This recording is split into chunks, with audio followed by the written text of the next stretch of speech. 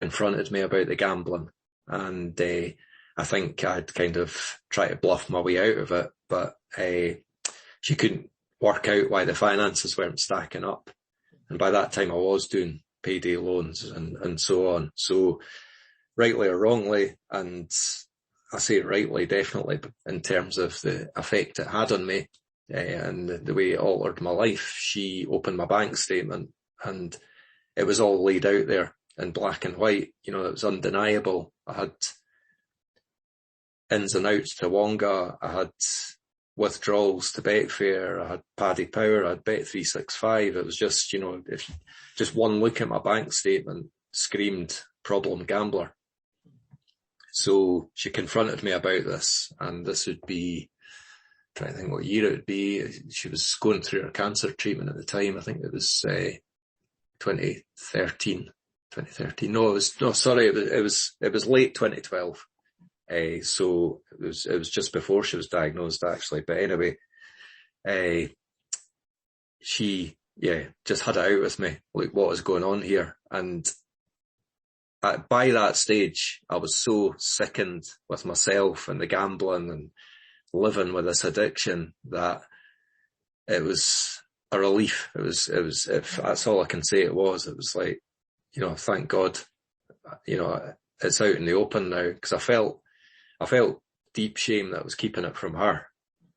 And I knew deep down, this is only going in one direction. This isn't going to end well for me. And I'm jeopardizing this new relationship I've got. And if I don't get help, like, where is this going to end? You know, it's affecting my life. It's affecting everything I do. It's weighing down on me heavily. So with Sharon confronting me, I swore there and then that, like, first of all, I admitted I've got a big problem here. I've been living with it. I told her the truth. She asked for more, you know, kept digging, like, tell me everything. And we had a real heart to heart about it. And she basically said, you know, it has to stop here. It has to stop now, or, you know, I'm not sticking around.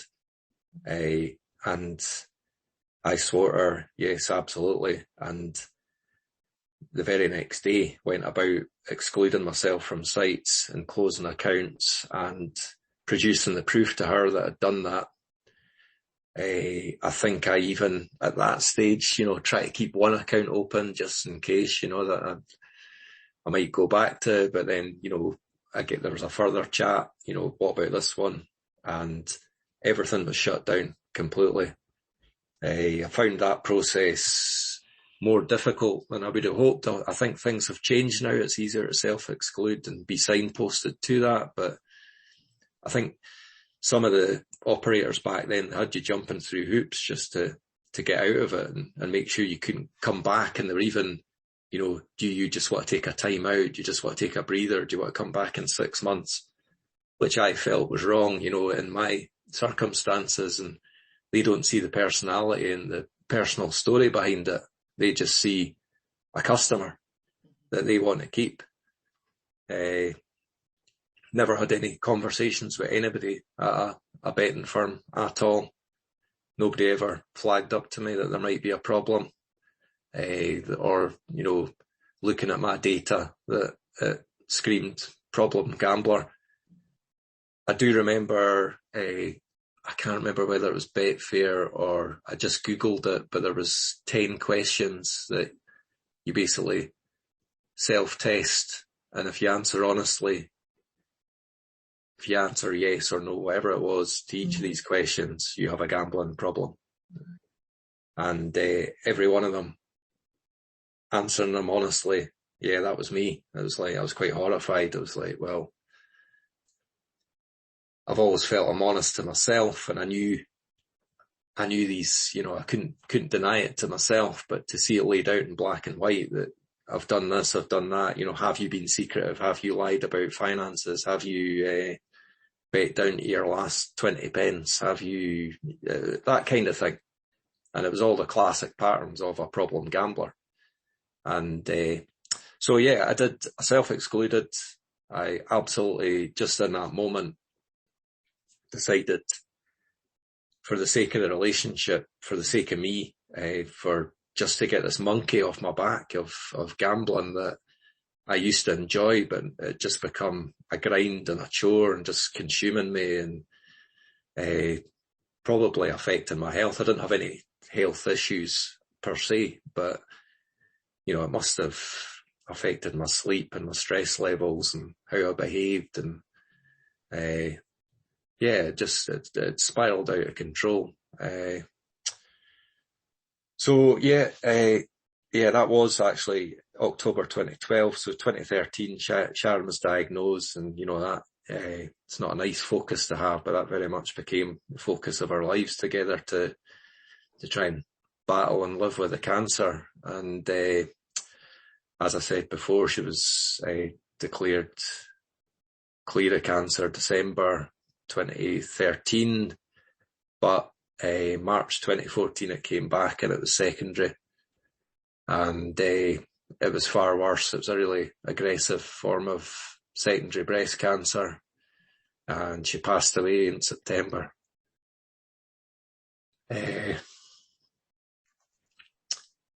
September 2014. So devastating to my life, and that's what led me to a change in career as well. It was just kind of time to kind of reassess things and my values and what I wanted to do in life.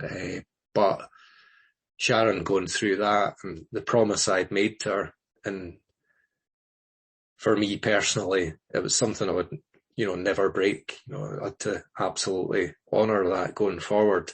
I think probably in the first few weeks after I gave up gambling, there was that, there was flickers of temptation, and had to fight the urge a wee bit, especially when there was big races or things I'd got involved in a betting way in the past, your Grand National and the Derby and things like that. Because I do enjoy horse racing as a sport, always have done. So even to be able to see a horse race in these early days, it was difficult, just to switch off. And my job actually also involved having to report and cover horse racing. So it was in my face, it was kind of always there. And not just horse racing, I mean, other sports too. If there's a football game where I thought that team's an absolute certainty I could make money on that, I had to pull myself back and say, no, I cannot have a bet, because I know where it's going to take me. I might win this one occasion, but look at the long-term chances and prospects and the misery that I experienced before. I never want to go back there. And that's still the case, occasionally I'll form a view that I think a team's going to win, but it doesn't connect to me wanting to gamble and make money from it, because I know the dark path that it's going to lead me down. Inevitably, it will do. And I've seen, since I stopped gambling, how smartphones have become even more enabling. You can, bet wherever you are. Whereas at least before, I actually had to physically be at a computer screen to have a bet, or I could phone it in. But now it's just I do worry for the younger generation, people that still gamble and maybe do have that,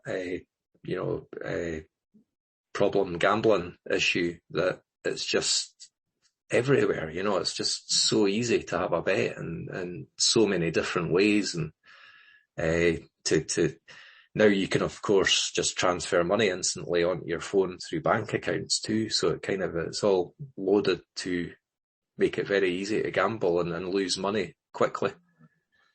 So me making that vow and promise to Sharon's been my kind of guiding light, if you like. And, thankfully I've stayed on that path. I don't feel any urge or temptation at all now, nearly 10 years on, to have a bet. I feel far more able to talk about it.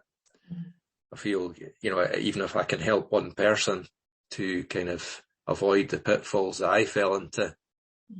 And I don't want to preach to anybody and say gambling's wrong, because I think gambling can be fun if it's done in a fun way, and it's not going to become a huge factor in your ambition to make money out of it. And